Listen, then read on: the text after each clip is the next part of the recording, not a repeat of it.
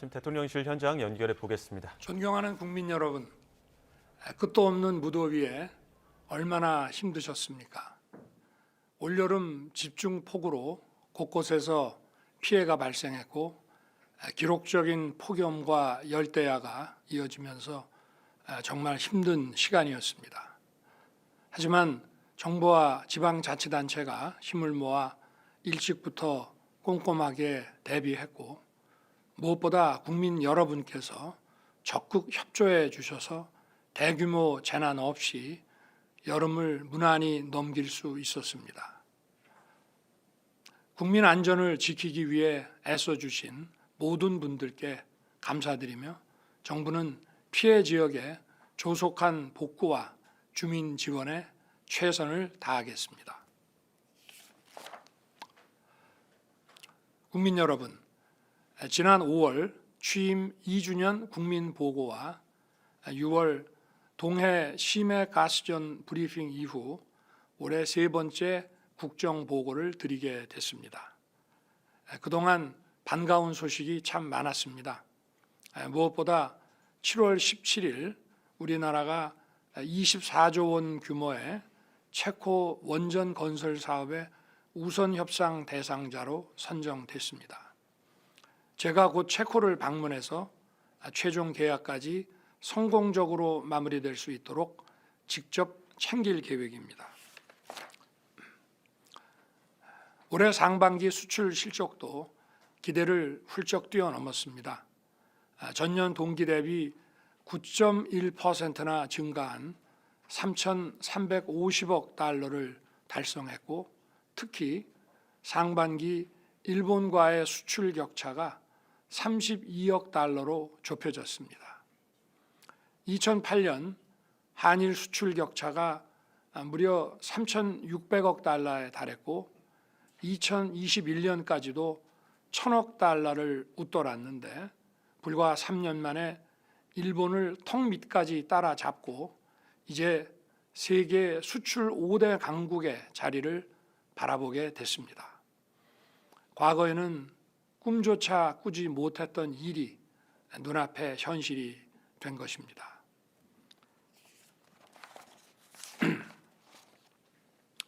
저는 대통령 취임사에서 과학과 기술 그리고 혁신을 통해 빠른 성장을 이루어내겠다고 약속드렸고 이를 지키기 위해 지금까지 최선을 다해왔습니다.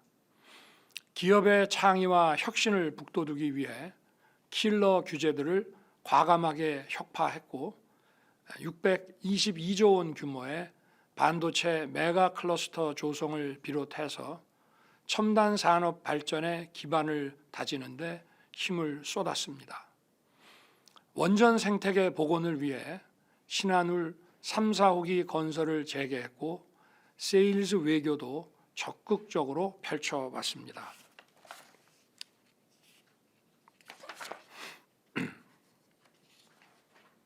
이러한 노력들이 경제 성장으로 결실을 맺고 있습니다. 지난 7월 IMF는 올해 우리의 성장률을 2.5%로 전망했는데 이는 미국의 2.6%에 이어 주요 선진국 중 두 번째로 높은 수준입니다. 고용률은 30개월 연속 최고를 기록했고 실업률 또한 역대 최저 수준입니다. 작년 우리의 1인당 국민소득은 처음으로 일본을 넘어섰습니다. 국제신용평가사 스탠다드 앤 푸어스는 2026년 우리의 1인당 GDP가 4만 달러를 넘을 것이라고 전망했습니다. 건전재정 기조를 굳건히 지킨 결과 국가 재정도 더욱 튼튼해졌습니다. 지난 5년간 국가 채무는 660조에서 1,076조 원으로 무려 400조 원 이상 크게 늘었고 GDP 대비 국가 채무 비율도 34%에서 47%로 대폭 증가했습니다. 우리 정부는 내년 예산안 기준 국가 채무 비율이 48.3%로 정부 출범 후 지난 3년간 1.3%포인트 증가에 그치고 있습니다. 이러한 우리의 경쟁력과 성장 추세를 지금 세계가 주목하고 있습니다. 작년 말 세계적 권위의 이코노미스트지는 우리 경제 성과를 OECD 2위로 꼽았고, 지난 6월 스위스 국제경영개발대학원은 우리 국가 경쟁력을 역대 최고 순위로 평가했습니다. 지난 5월 경제 전문 매체 블룸버그는 우리 수출 증가를 블록버스터급이라며 한국 경제 붐이 알려지지 않은 것이 오히려 놀라운 일이라고 했습니다. 우리 경제가 확실하게 살아나고 있고 앞으로 더 크게 도약할 것이라고 국민 여러분께 분명하게 말씀을 드립니다. 국민 여러분, 저와 정부는 성장의 과실이 국민의 삶에 더 빨리 확산될 수 있도록 모든 힘을 쏟고 있습니다. 민생에 큰 부담이 되는 물가를 잡기 위해 특단의 대책을 시행한 결과 전년 동기 대비 물가 상승률이 최근 4개월 연속 2%대를 기록하며 차츰 안정되어 가고 있습니다. 고금리로 인한 어려움을 덜기 위해 온라인 대출 갈아타기를 시행해 왔습니다. 은행권의 경쟁을 촉진한 결과 원금 기준 14조 원에 달하는 대출이 낮은 금리로 이동하여 국민들의 이자 부담이 크게 줄었습니다. 코로나로 어려움을 겪는 소상공인을 위해 우리 정부 출범과 함께 30조 원 이상을 지원했고, 금년 7월부터 25조 원 규모의 맞춤형 지원도 시행하고 있습니다. 최근 수도권의 집값 상승을 감안해서 국민들께서 주택 걱정을 하시지 않도록 지난 8월 8일 42만 7천 호 규모의 수도권 주택 공급 대책을 마련했습니다. 수도권에 향후 6년간 연평균 7만 호를 추가 공급하여 과거 평균 대비 약 11%의 공급 물량을 확대할 것입니다. 국민들이 원하시는 곳에 제때 주택이 공급될 수 있도록 전력을 다하겠습니다.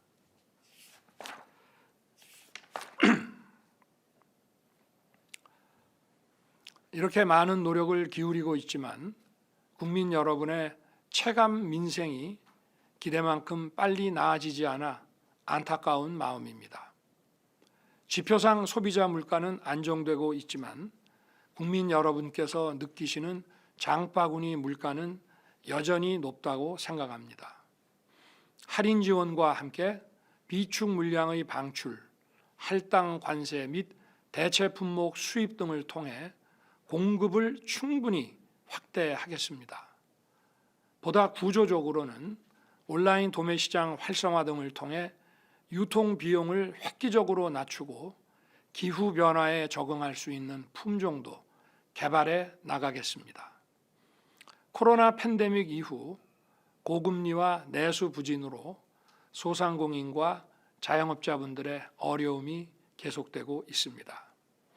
정책자금 대출 상환 기간을 연장하고 7% 이상의 고금리 대출을 4.5%의 낮은 금리로 바꿔주는 조치도 차질 없이 시행하겠습니다.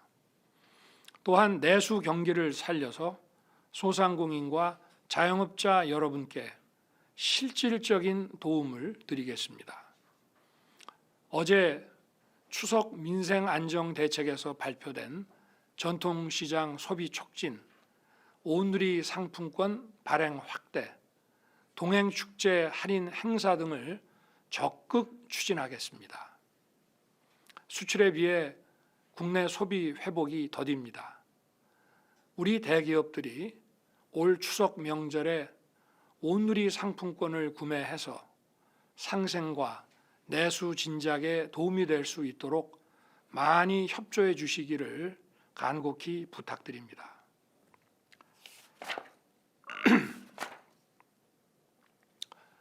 전반적인 고용 상황은 양호하지만 청년들의 일자리 사정은 여전히 녹록치 않습니다. 청년 고용 활성화를 위해 기업과 협력하여 양질의 취업 경험, 직업 훈련, 구직 의욕 고취 프로그램을 지속적으로 확대해 나가겠습니다. 또한 대학생들이 돈 걱정 없이 공부할 수 있도록 정부가 더 노력하겠습니다. 국가장학금 제도를 대폭 확대하여 현재 100만 명이 받는 국가장학금을 내년부터 150만 명까지 늘릴 것입니다. 일과 학업을 병행할 수 있는 근로장학금은 현재 14만 명에서 내년에는 20만 명까지 지원을 확대하고 저소득층 대상 주거장학금을 신설하겠습니다. 어려운 분들의 삶을 따뜻하게 돌보는 약자 복지에도 더욱 힘을 쏟을 것입니다. 지난 정부는 저소득층 생계급여를 5년 통틀어 월 19만 6천 원 인상했습니다. 하지만 약자 복지 기조의 우리 정부는 매년 연평균 8.5%씩 생계급여를 인상해 왔고 올해 한 해에만 역대 최대인 월 21만 원을 인상했습니다. 대상자 선정 기준도 완화해서 우리 정부 출범 직전 152만 명이었던 생계급여 대상자를 2026년까지 181만 명으로 계속 확대할 것입니다.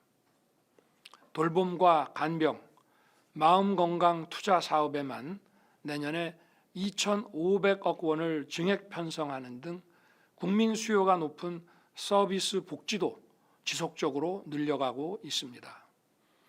올해 7월부터는 영유아의 유기 학대를 방지하기 위해 출생통보제와 보호출산제도를 시행하고 있습니다. 불과 한 달 만에 위기에 처해 있던 16명의 소중한 생명을 보호할 수 있었습니다. 학교 현장에 누적된 문제들을 근본적으로 개선하고 있습니다. 교권보호 5법을 개정하여 교사의 정당한 교육 활동을 법으로 보호하고 학교폭력 처리 제도를 개선하여 교사가 교육 활동에만 집중할 수 있는 기반을 마련했습니다. 대학 입시의 킬러 문항 배제를 비롯하여 공정한 교육 기회를 박탈하는 사교육 카르텔을 뿌리부터 혁파하고 있습니다. 노사 법치를 확립하여 노동시장의 체질을 바꿨습니다. 연례 행사였던 대규모 불법 파업이 사라졌습니다. 근로 손실 일수는 이전 정부에 비해 3분의 1 수준으로 줄어들었습니다. 노조 회계 공시에 90%의 노조가 참여하여 투명성을 높였고 노조 간부 자녀 우선 채용과 같은 불공정한 관행도 바로 잡았습니다. 올해 2월부터는 경사노위를 중심으로 사회적 대화를 재개하여 개혁 과제를 하나하나 논의하고 있습니다. 노조가 투쟁 일변도에서 벗어나 대화와 타협의 노사 평화를 구축하는 데 힘써준 것을 정말 고맙게 생각합니다. 국민 여러분, 우리의 외교 지평과 경제 영토도 크게 넓어졌습니다. 정부는 출범 이후 세계의 자유, 평화, 번영에 기여하는 글로벌 중추 국가를 지향해 왔습니다. 우리 외교의 중심축이자 대한민국의 자유와 번영을 뒷받침해온 한미 동맹을 글로벌 포괄 전략 동맹으로 격상시켰습니다. 한미 동맹은 안보, 경제, 첨단 기술, 정보, 사이버 분야를 망라한 포괄적인 협력 플랫폼을 구축하여 우리 기업과 국민, 미래 세대에게 더 많은 기회의 장을 제공하고 있습니다. 지난달 저와 바이든 미국 대통령은 한미 한반도 핵 억제 핵 작전 지침을 승인했습니다. 지난 4월 워싱턴 선언으로 출범한 한미 핵 협의 그룹이 한미 일체형 확장 억제 시스템으로 업그레이드 된 것입니다. 이로써 전시와 평시를 막론하고 미국의 핵 자산에 한반도 임무가 특별 배정되었고 한미 간 핵과 비핵 자산의 연합 운용 체제가 가동되기 시작했습니다. 작년 3월 한일 관계를 12년 만에 정상화시켰고 정부 출범 이후 11차례의 정상회담과 활발한 고위급 교류를 통해 안보와 경제 협력을 활성화시켰습니다. 올해와 같은 추세라면 양국의 인적 교류가 연간 1,000만 명을 넘어 역대 최고를 기록할 것으로 전망됩니다. 복원된 한일 관계를 바탕으로 작년 8월에는 역사적인 한미일 캠프 데이비드 협력 체계를 구축했습니다. 한미일 3국은 안보, 경제, 첨단 기술, 공급망, 사이버 협력을 고도화시키면서 인태 지역의 평화와 번영을 이끄는 중추적 리더십을 발휘하고 있습니다.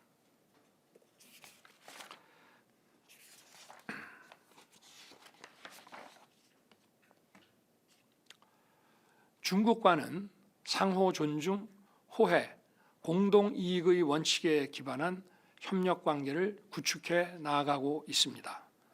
특히 지난 5월 4년 5개월 만에 개최된 한일중 정상회의를 계기로 한중 양국의 고위급 교류와 각 분야의 소통이 활발하게 이루어지고 있습니다. 저는 그동안 113개국과 197회 정상회담을 개최하고 전방위 경제 안보 외교를 펼쳐서 우리 기업과 국민의 운동장을 크게 확장하기 위해 최선을 다해왔습니다. 중동 빅3인 사우디, UAE, 카타르로부터 112조 원에 이르는 국내 투자와 수주를 이끌어냈습니다. 2022년 11월 사우디 빈살만 왕세자 방한 시 약 40조 원의 국내 투자 성과를 거뒀고 작년 10월 저의 사우디 국빈 방문에서 약 21조 원의 수주 계약과 MOU가 체결됐습니다. 작년 1월 UAE 국빈 방문 당시에는 37조 4천억 원의 국내 투자 약속을 받았고 양국 기업과 기관 사이에 7조 7천억 원의 수주 계약과 MOU가 체결됐습니다. 작년 10월 카타르를 국빈 방문하여 LNG 운반석 17척을 수주하는 등 6조 1천억 원의 수주 성과를 거뒀습니다. 네덜란드와는 반도체 동맹을 구축하여 초격차 반도체 기술 선점의 발판을 마련했습니다. 정부는 이렇듯 높아진 대한민국의 글로벌 위상에 걸맞는 외교를 펼쳐가고 있습니다. 우선 한반도와 4강 외교를 넘어 외교의 지평을 글로벌 차원으로 확장했습니다. 나토의 인도태평양 파트너국 일원으로 3년 연속 나토 정상회의에 참석하여 32개 회원국들과 글로벌 안보 협력 체계를 구축해 나가고 있습니다. 또한 한태평양 도서국 정상회의, 한아프리카 정상회의와 같이 소수의 강대국들만 해오던 대규모 다자회의를 연이어 개최했습니다. 이들 63개 나라와 새로이 구축한 협력 네트워크를 통해 우리의 경제 안보 외교를 더욱 활발히 추진할 수 있을 것입니다. 내년에는 한중앙아시아 정상회의를 개최하여 K-실크로드 협력 구상을 본격 가동할 것입니다. 우리가 국제사회에서 다루는 외교 아젠다도 한층 다양해졌습니다. 지난 3월에는 제3차 민주주의 정상회의를 개최해서 당면한 복합 위기를 헤쳐나가기 위한 자유의 연대를 결속했습니다. 아울러 작년 9월 뉴욕대에서 디지털 권리 장전을 발표하고 올해 5월 AI 서울 정상회의를 개최하는 등 안전, 혁신, 포용을 조화시키는 글로벌 디지털 규범을 선도해 나가고 있습니다. 국민 여러분, 안보는 나라의 근간이며 우리 경제를 떠받치는 버팀목입니다. 정부는 나라와 국민을 위해 자신을 희생하는 영웅들을 예우하기 위해 올바른 보훈 문화를 정착시키고 있습니다. 국가보훈처를 국가보훈부로 승격했고 국가유공자 보상금을 2년 연속 5% 이상 인상했습니다. 30년 이상 근무하고 정년 퇴직한 경찰과 소방관들이 국립묘지에 안장될 수 있도록 만들었습니다. 장병과 초급 간부의 복무 여건도 개선하고 있습니다. 병사 봉급을 205만 원까지 인상했고 이에 따라 위관급 장교와 부사관의 봉급 및 단기복무 간부들의 장려금도 인상할 것입니다. 그 밖에 시간의 수당, 당직 수당, 주택 수당도 확실하게 늘리겠습니다. 정부는 강력한 힘에 의한 평화를 구현해 나가고 있습니다. 한미 연합 연습을 재개하고 한국형 삼축 체계 구축을 가속화하여 북한의 핵과 미사일 위협 억제 능력을 획기적으로 강화했습니다. 작년 9월 드론 작전사령부 창설에 이어 오는 10월 전략사령부가 출범하면 우리의 전략 자산이 더욱 효과적으로 통합 운용될 것입니다.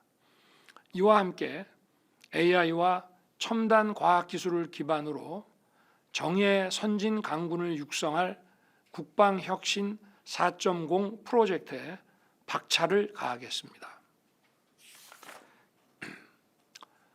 저는 지난 광복절 경축사에서 8.15 통일 독트린을 발표했습니다. 이는 대한민국의 자유민주주의 헌법이 대통령과 국민에게 명령한 통일 비전과 방안을 구체화한 것입니다. 대한민국이 자유의 가치 체계를 더욱 공고히 할 때 우리의 자유와 번영을 북녘 땅까지 확장할 수 있을 것입니다. 국제사회의 평화와 번영에 기여하는 자유 통일 대한민국으로 힘차게 나아가겠습니다.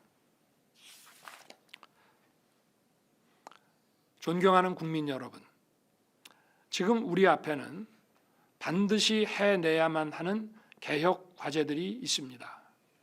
연금개혁, 의료개혁, 교육개혁, 노동개혁의 4대 개혁은 대한민국의 생존과 미래가 걸린 절체절명의 과제들입니다.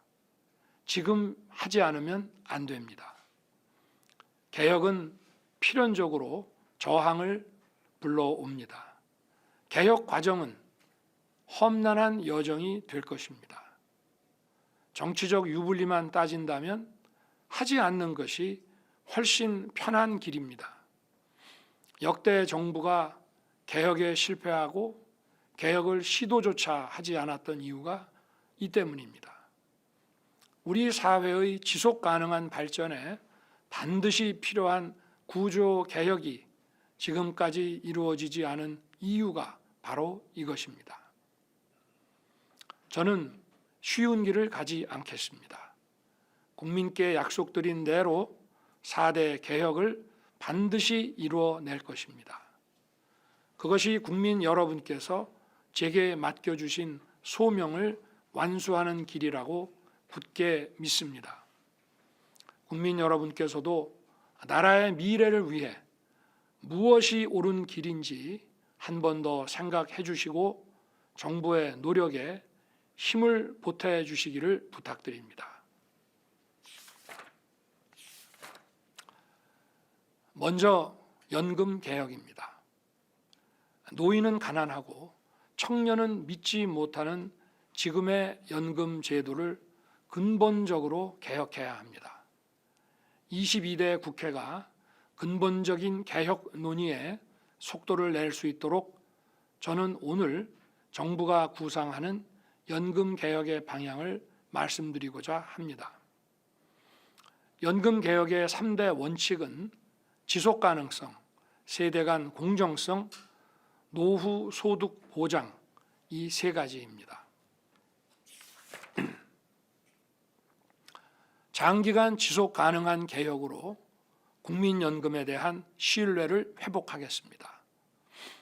기금 소진 연도를 8, 9년 늘리는 모수 조정만으로는 안 됩니다.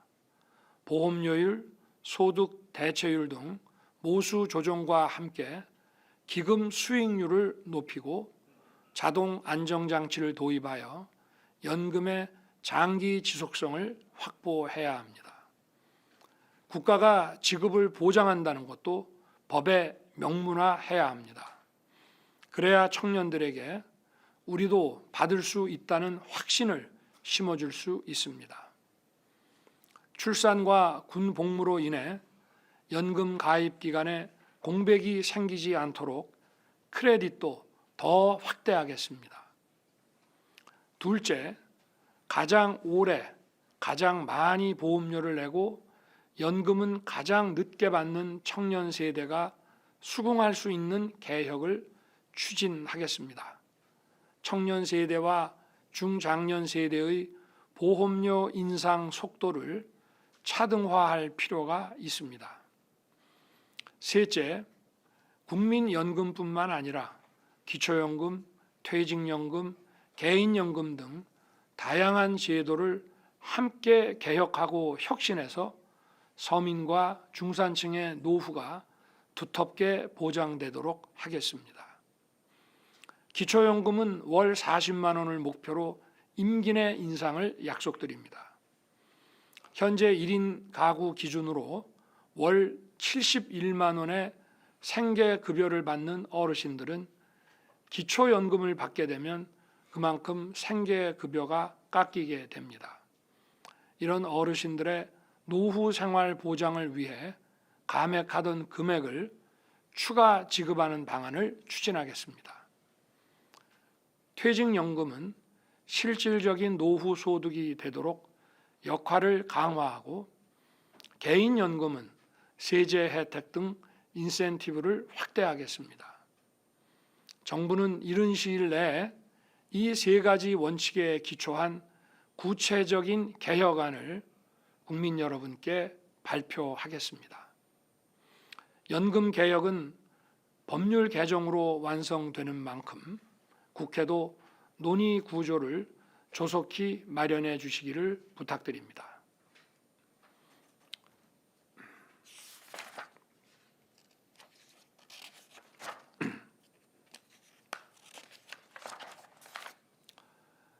지역 필수 의료 체계를 강화하는 의료 개혁은 국민의 생명권과 건강권을 지역의 차별 없이 공정하게 보장하기 위한 개혁입니다. 이제 의대 증원이 마무리된 만큼 개혁의 본질인 지역 필수 의료 살리기에 정책 역량을 집중하겠습니다. 먼저 의사 확충과 함께 교육 수련 선진화에 만전을 기하겠습니다. 2025학년도 의대 신입생 모집은 현재 차질 없이 진행되고 있습니다. 앞으로 의학교육 선진화 방안, 전공의 수련체계 혁신 방안 등을 통해 좋은 의사가 많이 배출되도록 하겠습니다.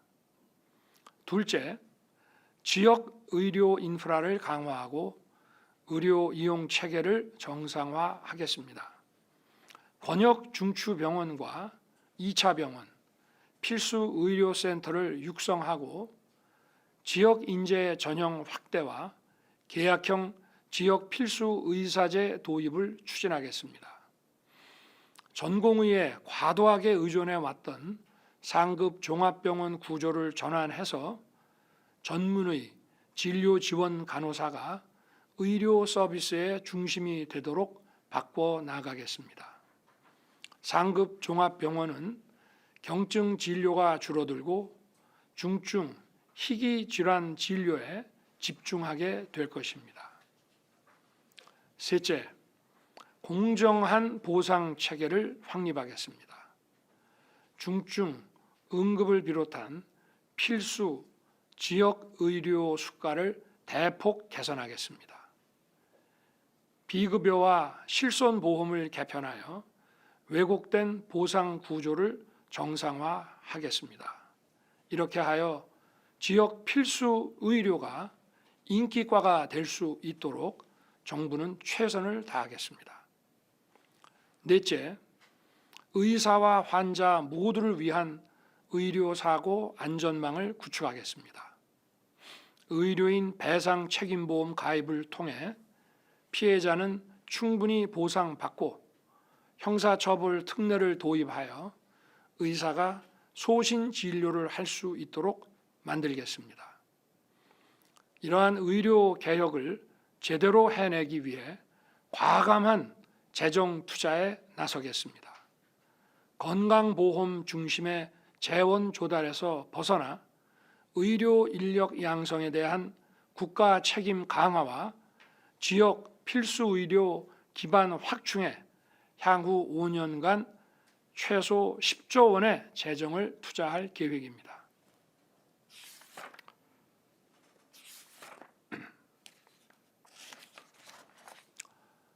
다음은 교육개혁입니다. 정부는 교육개혁의 목표를 다양성 확대와 선택권 보장, 기회의 사다리가 되어주는 공정한 교육, 그리고 과도한 경쟁 압력 해소를 통한 창의적 인재 양성에 두고 있습니다. 첫째, 교육과 돌봄을 국가가 책임지는 퍼블릭 케어를 하루빨리 안착시키겠습니다. 30년 만에 첫 걸음을 뗀 유보 통합을 꼼꼼하고 신속하게 추진해서 고품질의 교육 돌봄 서비스를 공정하게 제공하겠습니다. 늘봄 학교는 학생과 학부모 모두가 크게 만족하는 가운데 이번 2학기부터 전국 초등학교 1학년으로 확대됐습니다.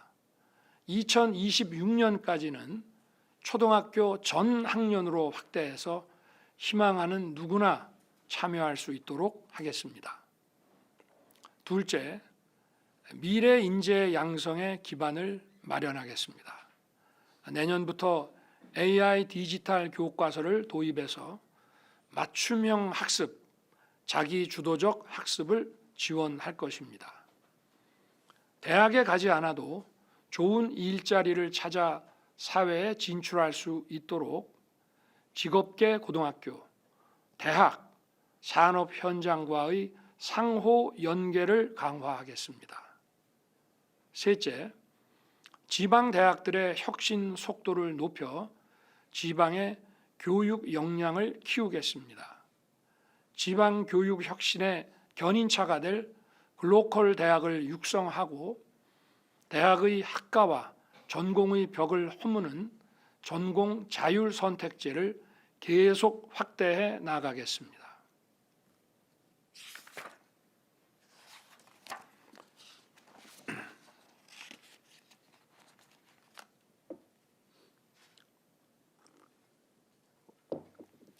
다음으로 노동개혁입니다.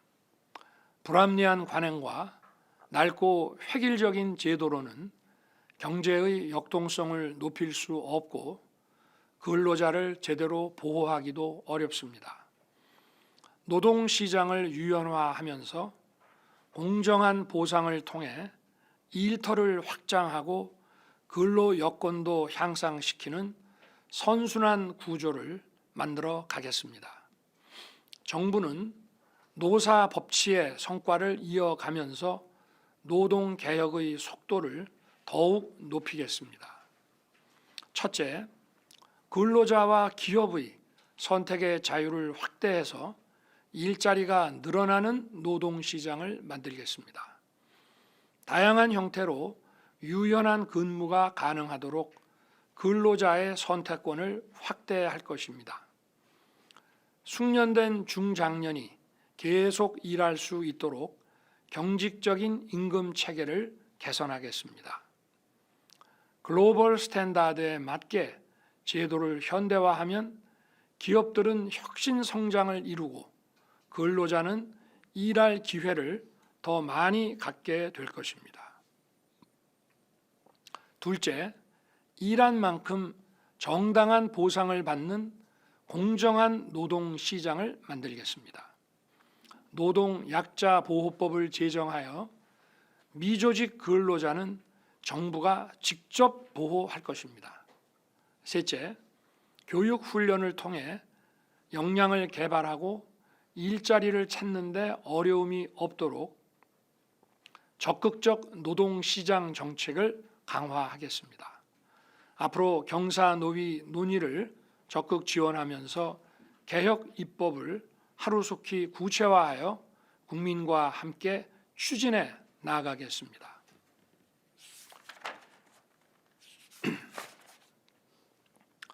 마지막으로 저출생 위기 극복을 위한 정부의 계획을 말씀드리겠습니다. 저는 지난 6월 19일 인구 비상사태를 선포하고 양립, 양육, 주거의 3대 핵심 분야 151개 대응 과제를 발표했습니다. 이를 뒷받침할 추진 체계로 7월 11일 인구전략기획부 설치 법안을 발의했고 7월 25일에는 대통령실에 저출생 수석실을 신설했습니다. 지금 우리 청년들은 결혼과 출산을 생각할 여유가 없다고 얘기합니다.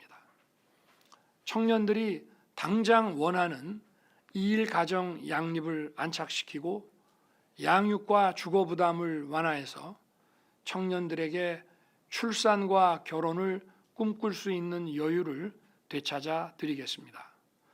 앞으로 저출생 수석실을 중심으로 그동안 효과가 없었던 대책들을 원점에서 재검토하고 수혜자의 선택권, 정책 체감도, 지속 가능성을 감안하여 사업을 재설계하겠습니다.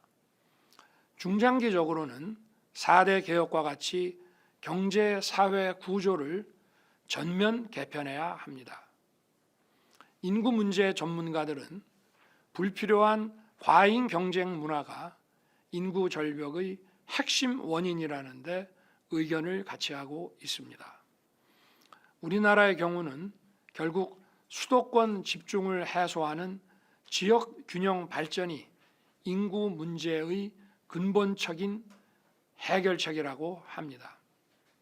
지역 균형 발전의 핵심 요건은 결국 사람과 기업이 지역으로 오게 하는 것이고 그 키는 바로 정주 여건입니다.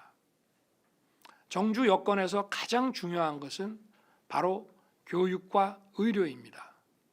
지역에서도 자녀를 잘 가르칠 수 있고 아플 때, 중증 질환이 있을 때, 응급 상황이 발생할 때 나와 가족의 생명과 건강을 지킬 수 있도록 지역 중증 필수 의료 체계가 제대로 구축되어 있어야 합니다.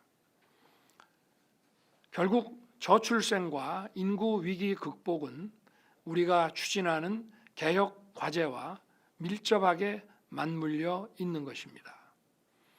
인구 위기 대응 전략은 교육, 의료, 고용, 주거, 복지를 비롯하여 다방면에 연계된 과제들이기 때문에 이를 종합적으로 조정하기 위한 컨트롤 타워 인구 전략 기획부가 조속히 출범해야 합니다.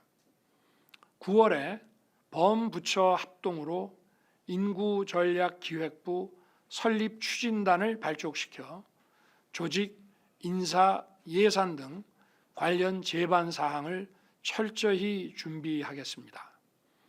관련 법이 조속히 통과될 수 있도록 국회의 협조를 당부드립니다.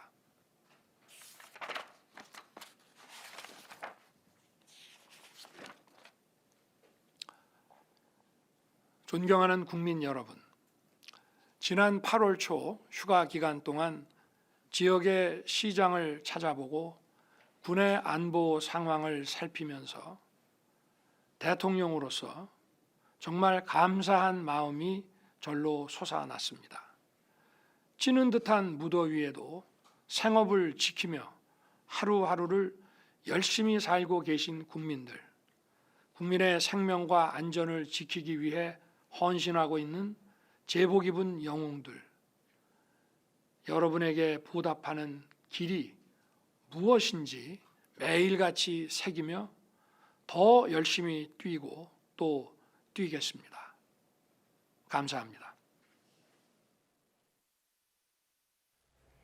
윤 대통령 국정 브리핑 듣고 오셨습니다.